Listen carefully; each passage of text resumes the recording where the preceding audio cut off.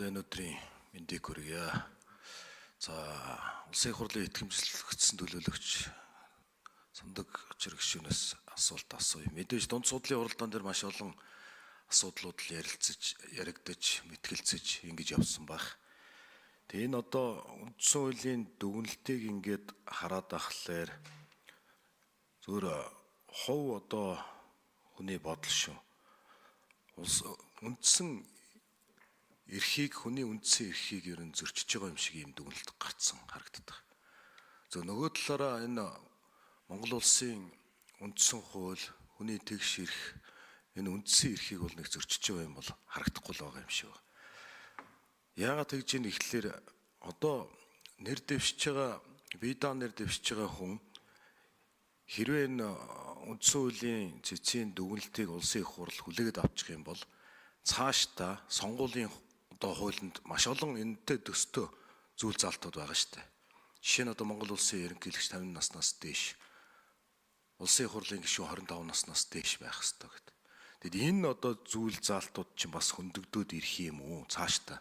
Энэ асуудлууд бас дунд судлалын хуралдаан дээр бас яригдсан уу? Тэгэхээр энэ бас нэлээд бас бид нар анхаарч үзэж авч хариуцлагатайгаар одоо энэ банкны орон дээрээ ч яриад улсын их хуралд одоо оруулахгүй асуудлаар нь ярилцаад явахгүй бол энээс хөврөөд явдаг үр дагаврууд нь сүүлдээ сонгуулаач хийж чадахгүй нэг одоо хэн дуртай нэр дэвшчихэд ийм л одоо асуудал үүсэх үедээ гэж нэгдүгээр санаа зовчих. Тэгэхээр ийм асуудлууд дунд судлалын хуралдаан дээр яригдсан уу? Ер нь тэгээд улсын их хурлын гишүүн гэдэг бол мэдээж ард түмний төлөөлөл. Тэгээд тэр төлөөллөө сонгогдох байгаа бие дааж нэр дэвшиж байгаа нөхөр ямар нэгэн байдлаар одоо тэр төлөөллөө хэрэгжүүлэх гэж байгаа тэр одоо төлөөллийн одоо иргэдээсээ гэдэг юм уу, сонгогчдоосоо гэдэг юм уу, тодорхой хэмжээнд одоо хариуцлага ёс зүйтэй итгэл үнэмшлийг одоо авч ингэж л одоо оролцох ёстой юм шиг санагдаад байгаамаа.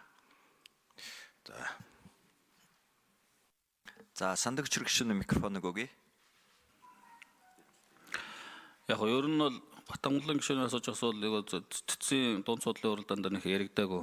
Яг зөвхөн тэр 801 одоо сонгогчийн гарын үсэг зурагтай холбоотой асуудлууд яригдсан. Зөвхөн их хурл цэцгийн дүгнэлтийг хүлээж авлаа гэхэд энэ одоо 801-ээс доошгүй гарын үсэг цуглуулах асуудал бүр ингээд огт байхгүй болж байгаа асуудал биш шүү. Ер нь бол цэц юу гэж үздсэн гэвэл ер нь сонгогчдын тойргийн сонгогчдын тоотой харьцуулахад өндөр байна. Тавьж байгаа шалгуур нь босгоно. Нэгт улс төрийн намаас нэр дэвшиж байгаа нэр дэвшигчтэй харьцуулсан тэр одоо харьцаа шалгуур нь бас одоо тэгш эрхийн зарчмыг алдагдуулсан байна гэж үзэж байгаа. Одоо сонгуульд орсоход улс төрийн намаас нэр дэвшиж байгаа нэр дэвшигч бол ямар нэг одоо гарын үсэг цуглуулах асуудал байхгүй. Мэдээж улс төрийн нам бол тодорхой шалгуур шаардлагыг хангасан байх ёстой, холбогдох материалаа сонгуулийн өрөөнд бүрдүүлдэг. Бие дааж нэр дэвшиж байгаа субъектийн хувьд бол тойргийн сонгогчдын одоо 801-ээс доошгүй иргэний гарын үсгийг цуглуулах ийм одоо шалгуурыг одоо тавьсан байгаа. Энэ нь өөрөө улс төрийн нам болоод одоо нэр дэвшиж байгаа, бие даа нэр дэвшиж байгаа субъект хоёрын хооронд адилхан одоо ийм шаардлага шалгуурыг тавьж байгаа нь тэр улс төрийн нам бол бүртгүүлэгтээ үндсэн дээчүүд бүртгүүлэгтээ 801-ээс доошгүй иргэний гарын үсэг цуглуулсан байдаг.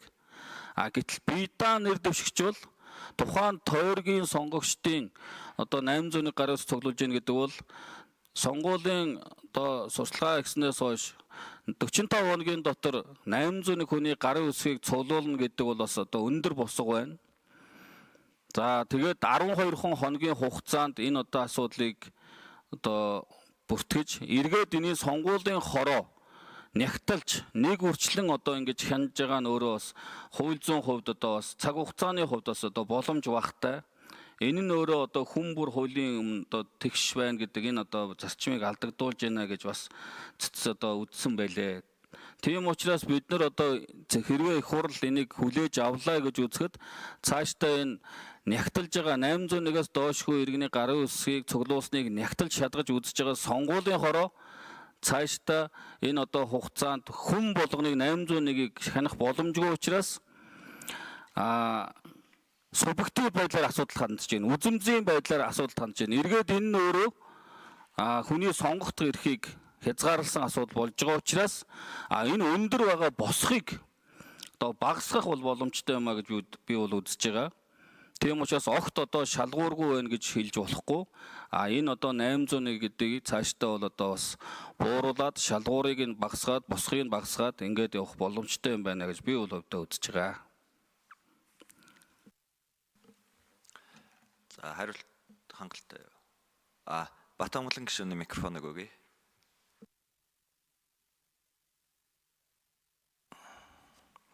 Ерөн зүгээр яг энэ 801-ийг бол энэ дүгнэлтэн дээр яг тийм юу байхгүй л байна л да. Багасгах шаардлагатай ч юм уу тийм дүгнэлт гараагүй.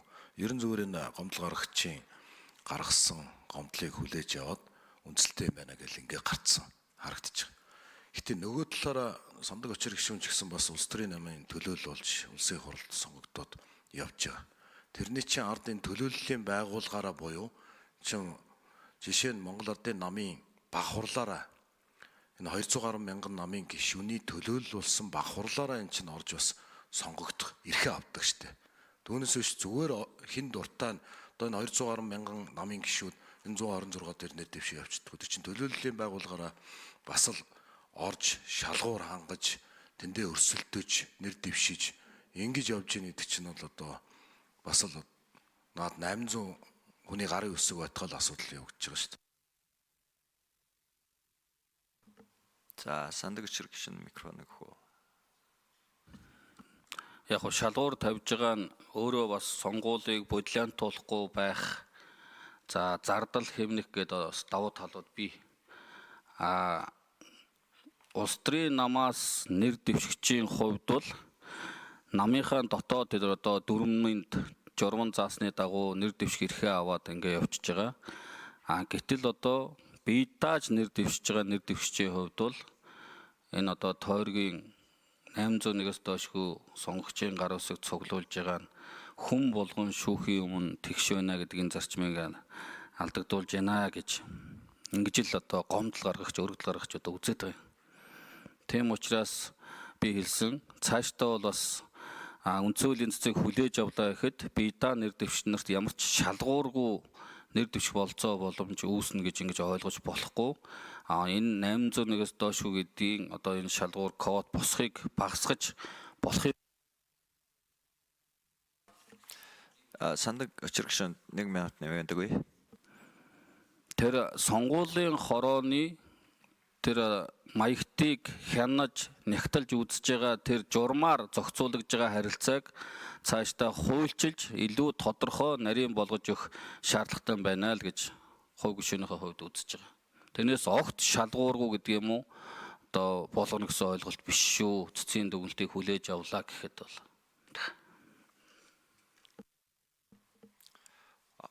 нэг л юу шүү дээ. За Батамглан гишүүн дахиад одоо сонгохгүй шүү. Ойлголоо.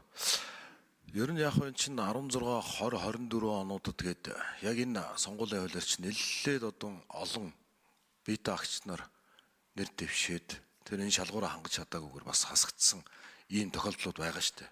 Тоо вариант статистик бол байгаа л баг. Тэгээ энэ хүмүүсийн эрхийг тэгээд одоо хэрвээ энэ зүгээр их хурл хүлээж аваад ингээд хуулинд өөрчлөлт ороод асуудал болоо явлаа. Энэ хүмүүсийн эрхийг эргээ сэргэх ч юм уу ямар ийм боломж олдсоо байгаа. Энэ тал дээр ер нь цэцтэр яг яригдсан юмнууд байгаа юу? За Сандгаа гишүүнд. Цэцгийн дүгнэлтэн дээр цэцгийн шийдвэр гарсан өдрөөс хойш хэрэгжин эргэж буцаж үйлчлэхгүй гэдгийг бас тодорхой заасан байгаа.